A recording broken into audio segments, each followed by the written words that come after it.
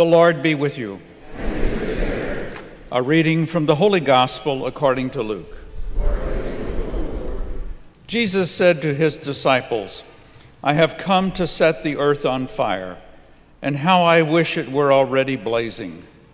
There is a baptism with which I must be baptized, and how great is my anguish until it is accomplished. Do you think that I have come to establish peace on the earth? No, I tell you, but rather division. From now on, a household of 5 will be divided, 3 against 2, and 2 against 3. A father will be divided against his son, and a son against his father. A mother against her daughter, and a daughter against her mother. A mother-in-law against her daughter-in-law, and a daughter-in-law against her mother-in-law." May the Lord be praised in the reading of his word. May we be blessed in its hearing, for this is the gospel of the Lord.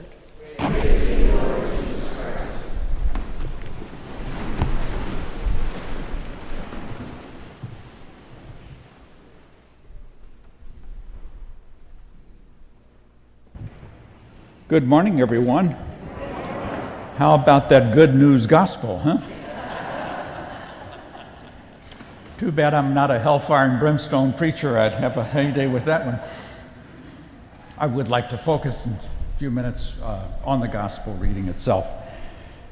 But before I do, I want to tell you a little story, an anecdote about a classmate of mine was telling me, one of my fellow Carmelites. He said his parents had a very long marriage, and they were getting ready to celebrate, I think, their 65th anniversary. And one of the grandkids came up to Grandma and said, "Grandma, you and Grandpa have been married many years, appear to be very happy and successful. What do you attribute the success of your marriage to?" And Grandma thought about it for a minute, and she said, "Well, 2 things." She said, "The first one is, we're Catholic, and your grandpa and I do not believe in divorce. So no matter what, we were going to be together." And the granddaughter said, "What's the second one?" She said, "We don't have a gun in the house."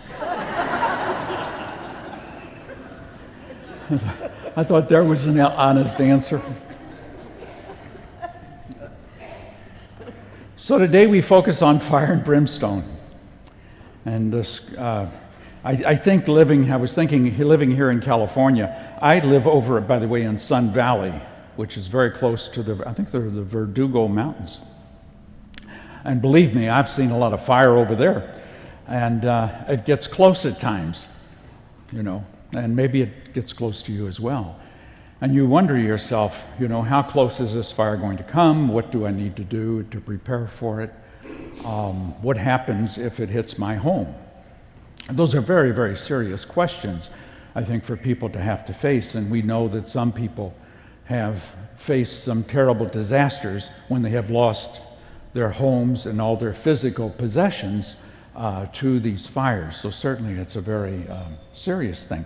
But there's another side to that fire, that business of fires too, that we know that, or at least this is what we're told by the forestry people, that the fires come in and they may lay destruction on the forests, but then after a period of time, the forest is like purified, isn't it? And there's new growth and there's fresh growth, and all of this is kind of biologically determined how it all works out. And then a few years later, we have a fresh forest growing. And as I reflected on that, I thought about how that can apply to our own selves at times. That maybe rather than turning this out against other people, in a sense bringing fire and brimstone upon them, maybe we need to bring a little fire and brimstone on ourselves, in the sense of maybe at times we need a cleansing. There's something that we're holding on to that we need to get rid of. Maybe it's a sin that has just had us in its grip for such a long time that we get discouraged.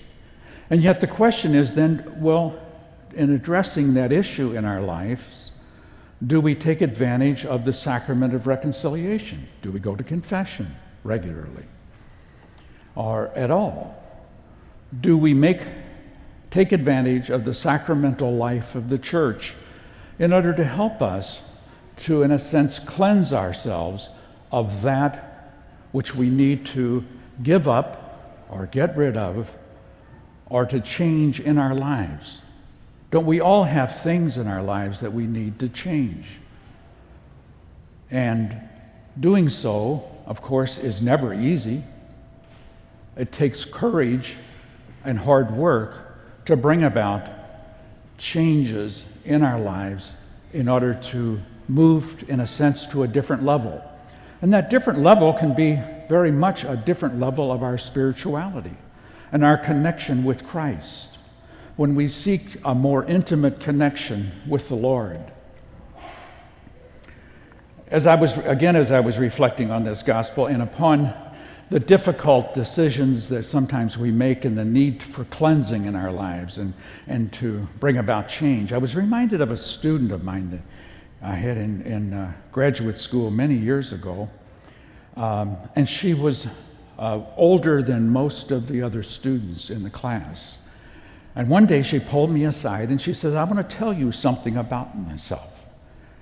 Okay, I'd love to hear stories of people's lives. She said she had lived on the East Coast, and she said she woke up one day and she said, "I'm 50 years old. I'm terribly unhappy. I'm in a relationship that is a disaster." And she said at that moment she just decided it's now or never. She quit her job. She said adios to her partner or her relationship, and she moved out to California and began a graduate program, and she got a new job and really changed her life. The thing I took away from that is the courage that she had in doing that, in making that move all by herself. She just said, "I've got to change." But then the question is for each one of us, what is it that we need to change? What is it that we need to have that fire to light within our hearts to bring about some significant change and a recommitment to the Lord? God bless you.